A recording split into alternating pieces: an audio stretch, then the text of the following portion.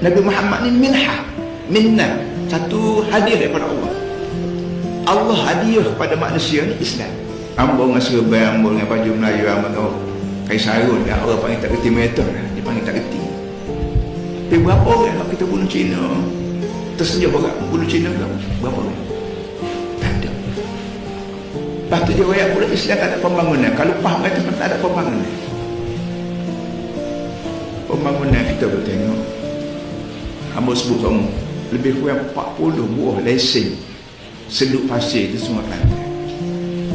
Lebih kurang 40 buah orang-orang kamu sedut pasir Sungai Kelantan. Sedut pasir ni tanah walasi rumah batu. Rumah batu di Kelantan baik, di Musim baik, di Jeli baik, buruk. Nak berapa lagi pembangunan? Tak muat tapuk tangan dah. Sekali-sekali masyarakat ekskul tu 100 lebih kereta. Ambo tak ada lagi masuk masyarakat kereta 100 lebih. Makanya semua kereta-kereta ni baik kiri. Orang yang ubah syarat kerja berapa pembangunan.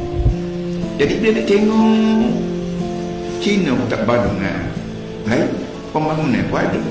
Kena fikir akhirat ni, wa ma umiru illa liya'budullaha mukhlishin, wa ma umiru illa liya'budullaha mukhlishin. Ma nafi illa isbat. Itu mengaji orang tua-tua kat tak ada abna yang aku nak suruh mu manusia kata manusia ya. Iaitu mu jadi hamba abdi aku dengan ikhlas. Itu bukan dengan pakai Islam. Lepas dah tunjuk dasar dia dah Islam. Jok daripada zaman Datuk Haji Soho. Siapa aku Datuk Asri, siapa aku Datuk Manasih, siapa aku Ambolan. Tak pernah tinggal Islam. Hingga siapa kita belum pada pilihan raya baru kita gabung, kita panggil BA, Barisan Alternatif. Kita ambil DAP masuk sama. Lepas tu dia tubik. DAP kata kau dah mau nak Islam, kau nak tubik. Tubik ni. Patut kita kata tak apa dah, kata ingat Islam. Sekarang ada mumpuk kita nak doa, nak undi. Tapi dah kita kejam mata rapat, kita telah tak apa, kita mau pergi. Tapi Islam, bukan. Malik Allah pun. Inilah para hadis semua benda-benda yang adik aku fikir.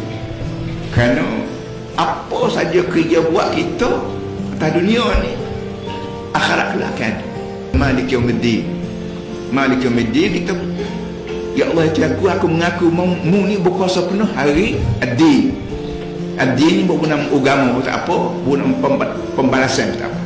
Yawmiddin kalau kita mana hari agama, mana hari agama ni akhirat kelak hari yang tak pakai kerja belakang lain pada hak serupa dengan agama.